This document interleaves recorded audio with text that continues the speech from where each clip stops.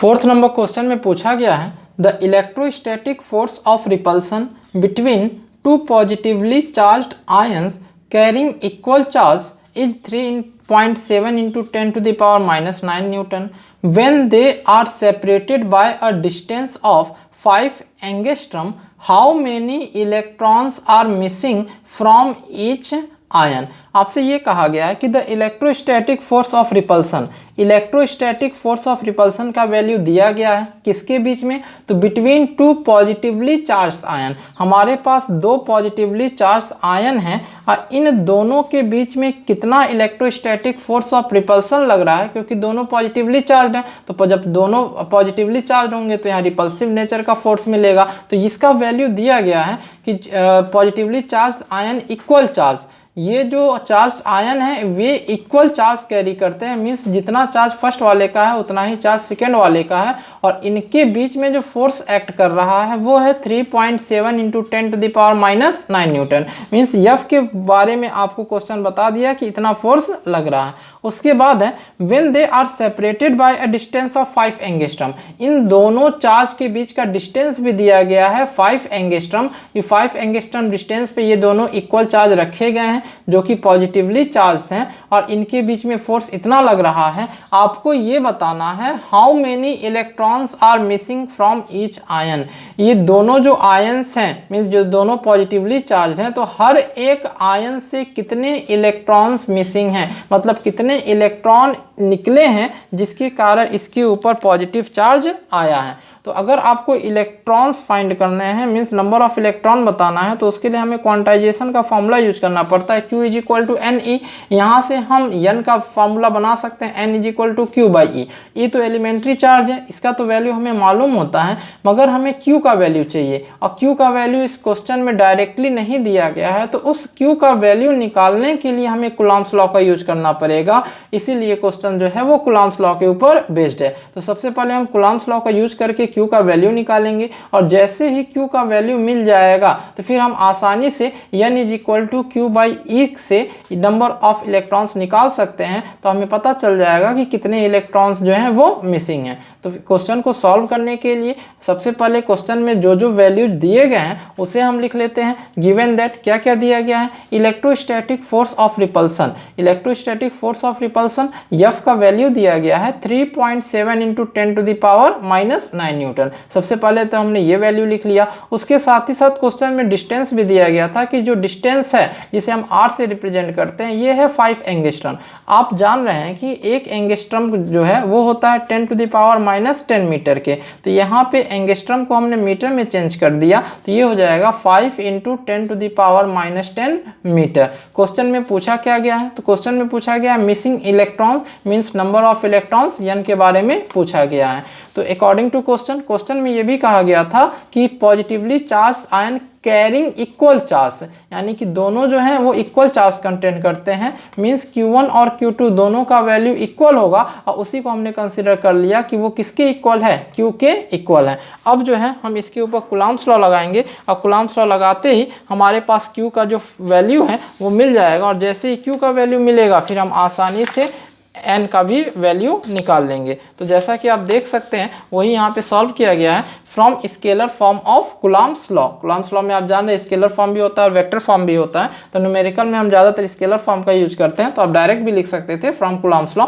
क्या formula, F = K Q1 Q2/R²। आप चाहे F = K Q1 Q2/R² के फॉर्म में लिखिए या फिर K की जगह आप ऐसे भी लिख सकते हैं F = 1/4πε0 Q1 Q2/R², क्योंकि आप जान रहे हैं कि जो K है वो है 1/4πε0 के इक्वल, और इसी को जब पूरा हम सॉल्व करते हैं तो होता है 9 into 10 to the power 9। तो ये आपके ऊपर डिपेंड करता है, आप चाहे F = K के फॉर्म में लिखिए या फिर F = 1/4πε0 के फॉर्म में लिखिए। हमें यहाँ पे निकालना क्या है, तो सबसे पहले हमें चार्ज निकालना है। तो जो जो वैल्यूज दिए गए हैं क्वेश्चन में हम उन्हें पुट कर देते हैं। जैसे F का वैल्यू दिया गया है, F का वैल्यू कितना था 3.7 into 10 to the power minus 9 Newton.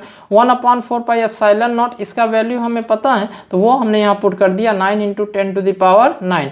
Q1 और Q2 दोनों को Q के इक्वल कंसिडर किया गया था क्योंकि दोनों सेम थे, तो Q इंटू Q तो ये हो जाएगा Q स्क्वायर, तो वही यहाँ पे मेंशन किया गया है Q स्क्वायर।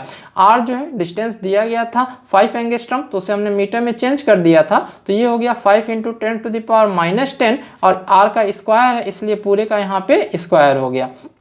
अब यहाँ से Q स्क्वायर का वैल्यू पहले निकालेंगे, जैसे Q स्क्वायर सॉल्व होगा फिर उसी से हम Q भी निकालेंगे। तो Q स्क्वायर का वैल्यू निकालने के लिए ये टर्म जो है डिनोमिनेटर में है, इसको जब इक्वल के इस साइड भेजेंगे तो ये ऊपर चला जाएगा, मीन्स न्यूमरेटर में आ जाएगा। तो सबसे पहले तो हम वही करते हैं, Q square is equal to यहाँ पे 3.7 इंटू 10⁻⁻9 पहले से था, इसको जब हम यहाँ पे भेजेंगे तो ये टर्म ऊपर हो जाएगा। इसी को यहीं पे सॉल्व कर दिया गया है, 5 का स्क्वायर किया गया तो ये हो गया 25 और 10⁻⁻10 का स्क्वायर मीन्स 10⁻⁻10 इंटू 10⁻⁻10। जब बेस सेम होता है तो पावर ऐड हो जाता है, तो -10 और -10 को जब सॉल्व करेंगे तो ये हो जाएगा -20। तो यही यहाँ लिख दिया गया है 10⁻⁻20। इसको यहाँ पे भेजा भी गया और साथ ही साथ सॉल्व भी कर दिया गया। उसके बाद ये टर्म जो है यहाँ पे Q स्क्वायर के साथ मल्टीप्लाई में है, मीन्स न्यूमरेटर में है, तो इसको जब हम इक्वल के इधर भेजेंगे तो ये अपॉन में चला जाएगा, मीन्स डिनोमिनेटर में आ जाएगा। तो वही यहाँ पे किया गया है 9 इंटू 10⁻9। अब इस तरह के क्वेश्चन को सॉल्व करने का सबसे आसान तरीका होता है कि जितने भी न्यूमेरिकल्स वाले टर्म हैं उनको एक साथ सॉल्व कर लीजिए और जितने भी 10 के पावर्स वाले टर्म हैं उनको एक साथ सॉल्व कर लीजिए। तो यहाँ न्यूमेरिकल्स में आप देख रहे हैं कि 3.7 और 25 और 3.7 इन दोनों का आपस में मल्टीप्लाई करेंगे तो आ जाएगा 92.5। 10⁻⁻9 है और -20 है। अभी आपको बताया गया कि जब 10 का पावर में रहे तो 10 दोनों जगह है तो बेस तो सेम हो जाएगा, तो पावर को ऐड कर लिया जाता है। तो -9 और -20 तो ये हो जाएगा -29। तो वही यहाँ पे मेंशन किया गया 10⁻⁻29। अपॉन में जो वैल्यू था उसे वैसे ही रख दिया गया 9 इंटू 10⁻9। आपको कैलकुलेशन अगर अच्छे से प्रैक्टिस है तो आप कम स्टेप्स में भी कर सकते हैं। यहाँ पे चूंकि समझाने के लिए बताया जा रहा है इसलिए एक एक लाइन आपको अच्छे से समझाया जा रहा है। अब यहाँ पे ये 92.5/9 इसको हम आपस में सॉल्व कर ले रहे हैं, मीन्स 9 से इसको हम डिवाइड कर दे रहे हैं। तो 9 से जब हम इसको डिवाइड करेंगे तो आ जाएगा 10.277 और ये +9 नीचे है, ऊपर जाएगा तो हो जाएगा -9। तो 10⁻⁻29 पहले से था, ये +9 ऊपर जाके बन गया -9 तो हो गया -9 यानी -29 -9 तो ये हो जाएगा -38। तो फाइनली मिला 10.277 इंटू 10⁻⁻38। ये वैल्यू जो है ये Q स्क्वायर का वैल्यू है और हमें Q निकालना है। तो स्क्वायर को जब इधर भेजेंगे तो अंडर रूट में चला जाएगा, तो ये Q इज इक्वल टू हो गया √अंडर 10.277 10⁻⁻38। इसका रूट वैल्यू आई होप आपको निकालने आता होगा, तो यही यहाँ पे लिखा गया है 3.2। जब भी 10 के पावर्स के फॉर्म में हो तो 10 के पावर को आप हमेशा याद रखिएगा कि 10 का पावर रूट से तभी निकलेगा जब ये पावर इवन हो। अगर ये पावर ऑड होता तो हम इसको इवन बना के ही निकाल सकते थे कि ऑड पावर में डायरेक्ट नहीं निकलेगा, फिर हम डेसिमल का प्लेस चेंज करते और यहाँ पावर इवन बना देते हैं। तो 10⁻⁻38 था, इसको रूट से जब बाहर निकालेंगे तो हो जाएगा 10⁻⁻19। तो Q का वैल्यू आ चुका है। जो चार्ज आयन है वो उसके ऊपर कितना चार्ज है तो वो है 3.2 इंटू 10⁻⁻19 कूलम्स। अब हमें क्वेश्चन में नंबर ऑफ इलेक्ट्रॉन्स निकालना था, मीन्स जो मिसिंग इलेक्ट्रॉन्स थे वो निकालने थे। तो वही है number of electrons, quantization of charge का यूज किया गया। Q is equal to NE, यहाँ से N आ गया Q/E, तो यहाँ N is equal to Q/E। Q का वैल्यू हमें मिल चुका है 3.2 इंटू 10⁻⁻19। E एलिमेंट्री चार्ज, इसका वैल्यू मालूम है 1.6 इंटू 10⁻⁻19। ये पूरा टर्म यहाँ से कैंसिल हो जाएगा और 1.6 और 3.2 इसको जब कैंसिल करेंगे तो आ जाएगा 2। तो हमारे पास आ गया है final answer N is equal to 2, means each ion से जो है 2 इलेक्ट्रॉन मिसिंग थे,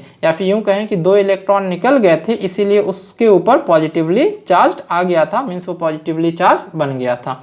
तो ये था क्वेश्चन नंबर 4। अब हम डिस्कस करेंगे क्वेश्चन नंबर 5। क्वेश्चन नंबर 5 में 2 पार्ट है, एक है 5A और दूसरा जो है वो होगा 5B। तो 5A को पहले देख लीजिए। Calculate Coulomb force between 2 alpha particles separated by a distance of 3.2 into 10⁻⁻15 meter in air। आपको क्या कैलकुलेट करना है, तो आपको कैलकुलेट करना है कूलम्ब फोर्स, मतलब इलेक्ट्रोस्टैटिक फोर्स F का वैल्यू फाइंड करना है। किसके लिए फाइंड करना है, तो बिटवीन टू अल्फा पार्टिकल्स, दो अल्फा पार्टिकल्स के लिए फाइंड करना है। आप अल्फा पार्टिकल्स जानते हैं कि अल्फा पार्टिकल्स है क्या, तो अल्फा पार्टिकल्स जो है हीलियम के न्यूक्लियस को बोलते हैं, मीन्स इसका जो चार्ज है वो होता है +2e। दो अल्फा पार्टिकल्स हैं, मतलब एक चार्ज +2e और दूसरा वाला भी चार्ज +2e, और दोनों चार्ज के बीच का डिस्टेंस भी दिया गया है, separated by a distance of 3.2 × 10⁻⁻15 metre. तो आपके पास यहाँ पे चार्ज का भी वैल्यू है और डिस्टेंस का भी वैल्यू है, तो F निकालना है। तो इजी क्वेश्चन है, आसानी से निकल जाएगा। Since charge on alpha particle is equal to +2e, हमने सॉल्यूशन में यह बता दिया कि अल्फा पार्टिकल के ऊपर कितना चार्ज होता है, +2e। ई का वैल्यू आप जान रहे हैं, एलिमेंट्री चार्ज 1.6 × 10⁻⁻19, और इसी में जब 2 का मल्टीप्लाई कर देंगे तो ये हो जाएगा 3.2 10⁻⁻19। तो वही यहाँ डायरेक्ट लिख दिया गया, प्लस में 3.2 × 10⁻⁻19। तो ये जो है चार्ज का वैल्यू है, दोनों अल्फा पार्टिकल है तो दोनों के लिए चार्ज का वैल्यू यही होगा। तो वही यहाँ मेंशन किया गया, Q1 = Q2 = +2e, और ये +2e है कितना, तो ये है 3.2 × 10⁻⁻19 कूलम। मतलब यही Q1 का भी वैल्यू होगा और यही Q2 का भी वैल्यू होगा। डिस्टेंस दिया गया है, मीटर में ही है, तो ये चेंज करने का कोई ज़रूरत भी नहीं है, क्योंकि जब दोनों SI सिस्टम में है तो आसानी से सॉल्व हो जाएंगे। F हमें फाइंड करना है, कूलम फोर्स फाइंड करना था। तो फिर से coulomb force means Coulomb's law का हम यहाँ फॉर्मूला लगाएंगे, F = K Q1 Q2 by distance का स्क्वायर मीन्स आर्स का स्क्वायर।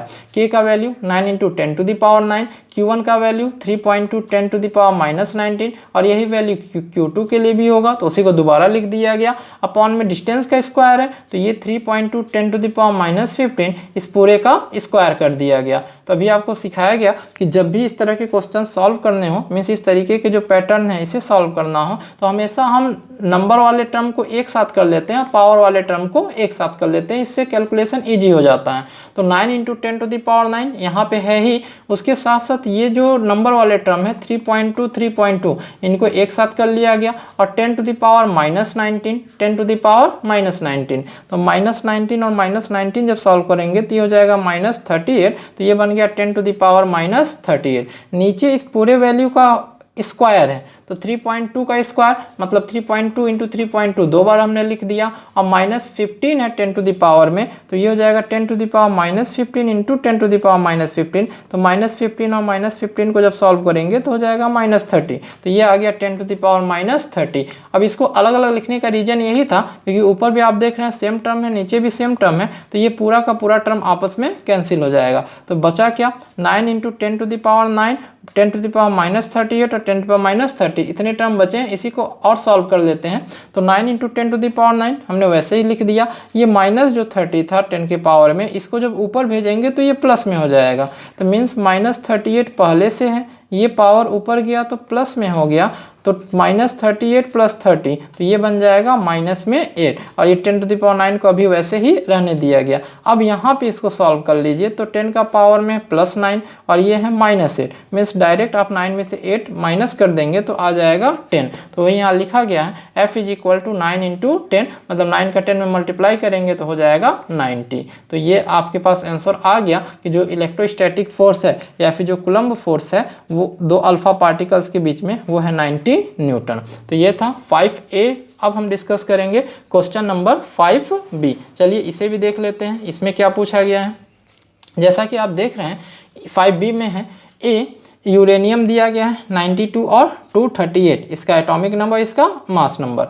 तो यूरेनियम के लिए क्या कहा गया है, a uranium atom emits alpha particles, uranium का जो एटम है वो अल्फा पार्टिकल्स इमिट कर रहा है, क्योंकि आप जान रहे यूरेनियम जो है वो रेडियो एक्टिव एलिमेंट है, और रेडियो एक्टिव एलिमेंट्स जो हैं वो अपने आप ही अल्फा बीटा गामा ये इमिट करते हैं। तो यहाँ क्वेश्चन में कहा गया कि अल्फा पार्टिकल्स इमिट कर रहे हैं।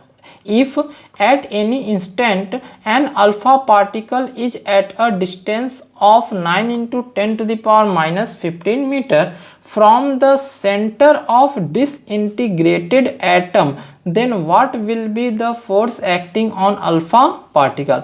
आपसे ये कहा जा रहा है कि हमारे पास यूरेनियम है, अब इस यूरेनियम से अल्फा पार्टिकल इमिट हुआ है किसी इंस्टेंट पे। जब अल्फा पार्टिकल इमिट होगा तो सबसे पहले ये जानिए कि अगर अल्फा पार्टिकल इमिट होता है तो क्या चेंज आता है। अल्फा पार्टिकल जो है वो 2He4 के अकॉर्डिंग हम यूज करते हैं। ये तो आप जाने अल्फा पार्टिकल हीलियम का न्यूक्लियस होता है, मगर जब रेडियो एक्टिव एलिमेंट में हमें चेक करना होता है कि अल्फा पार्टिकल, तो आप याद रखिए कि हम अल्फा पार्टिकल के लिए हीलियम का इस्तेमाल करेंगे 2He4, इसका एटॉमिक नंबर और ये मास नंबर।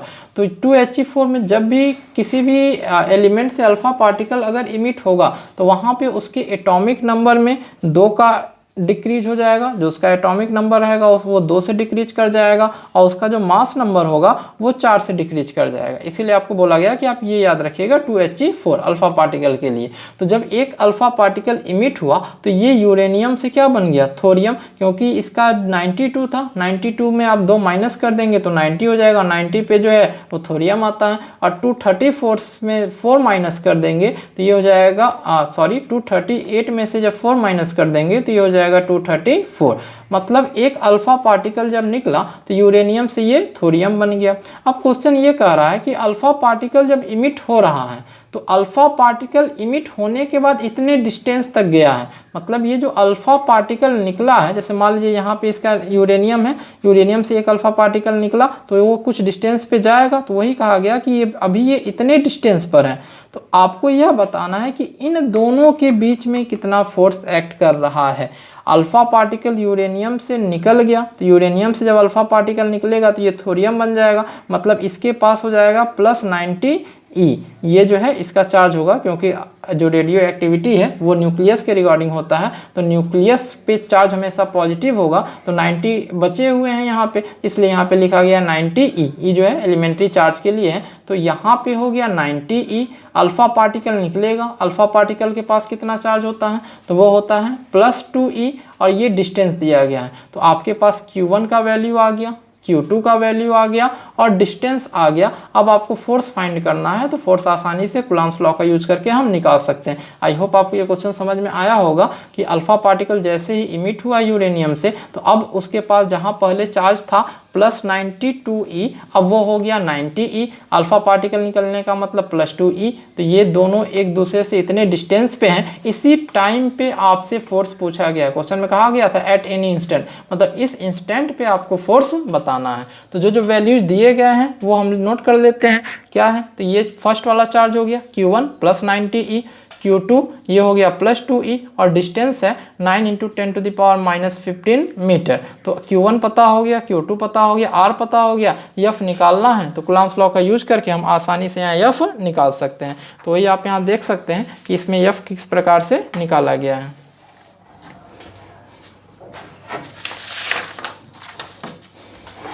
यहाँ देखिए F = K Q1 Q2/R²। हमने कूलम्ब्स लॉ का फॉर्मूला यूज किया।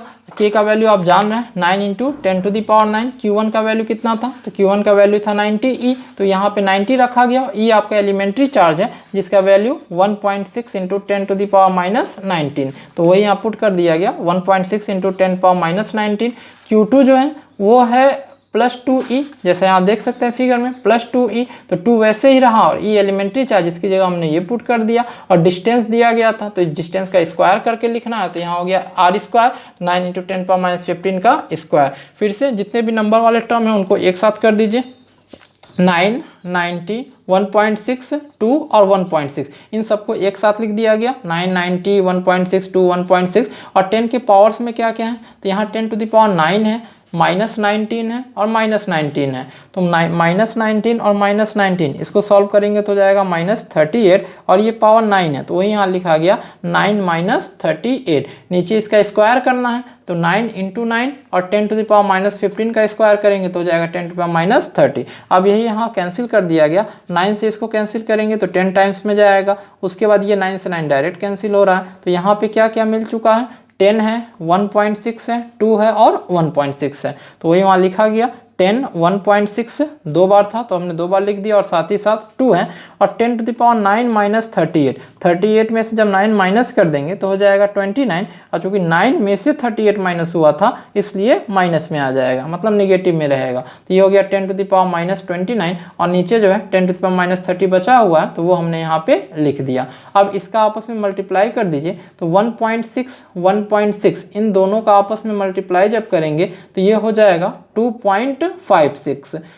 1.6 और 1.6 से आपस में मल्टीप्लाई किया गया, ये जो 10 है इस 10 को यूज कर लिया गया इसके 29 जो पावर दिया गया उसके लिए, तो -29 पहले से था और ये 10 का पावर +1 है तो ये हो गया -28, और ये इन दोनों का मल्टीप्लाई किए तो हो गया 2.56। बाकी जो टर्म बचे थे 2 और 10⁻30 वैसे ही लिख दिया गया।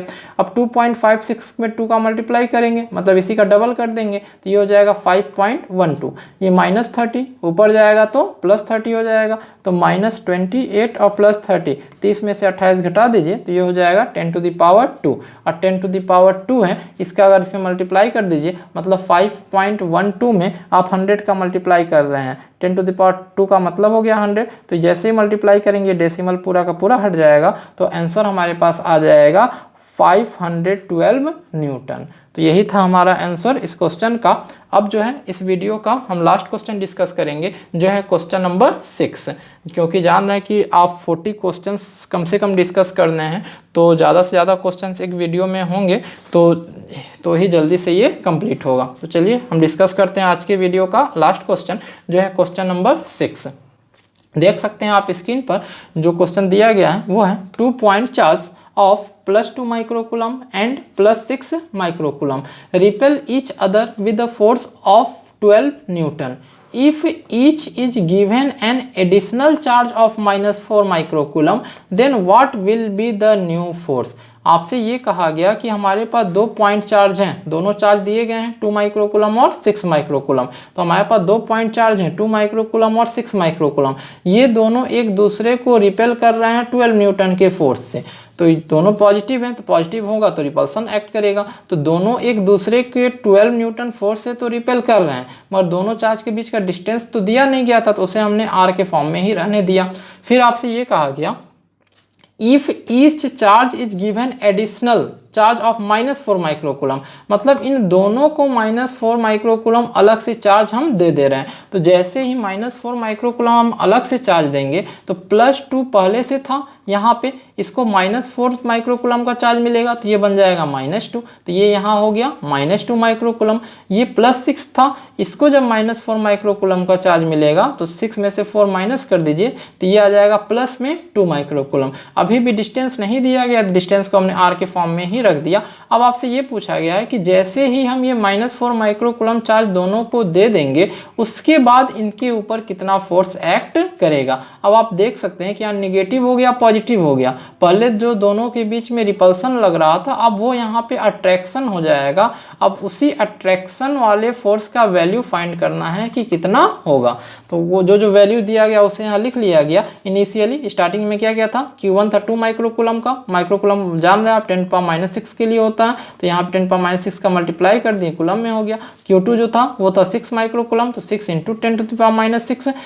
इन दोनों के बीच में फोर्स का वैल्यू गिवन था F1, उसे हमने कंसिडर कर लिया जो है 12 न्यूटन जो कि रिपल्सिव है। उसके बाद ऑन एडिंग एडिशनल चार्ज, जैसे ही एडिशनल चार्ज -4 माइक्रोकूलम का दिया गया तो ये 2 से -2 बन गया, इसे हम दे दे रहे हैं Q1 डैश का नाम, तो Q1 dash is equal to हो गया -2 माइक्रोकूलम, मीन्स -2 × 10⁻⁻6, और Q2 डैश जो बन गया वो है +2 माइक्रोकूलम 2 × 10⁻⁻6। अब आपको F2 का वैल्यू फाइंड करना है। नेचर तो पता चल गया कि एक पॉजिटिव एक निगेटिव है तो अट्रैक्शन का फोर्स लगेगा, तो फोर्स होगा कितना। तो यहाँ पे देखिए इन दोनों में R के बारे में कोई वैल्यू नहीं दिया गया था, जब R के बारे में कोई वैल्यू नहीं है तो इसे हम रेशियो के फॉर्म में सॉल्व करेंगे। F1 पता है F2 निकालना है, तो बारी बारी से दोनों को पहले लिख लीजिए। F1 कितना K Q1 Q2 by R², K का वैल्यू 9 × 10⁻9, Q1 Q2 दिए गए थे तो वो हमने पुट कर लिया 2 × 10⁻6, 6 × 10⁻6, R नहीं पता था तो R² के फॉर्म में हमने वैसे ही छोड़ दिया।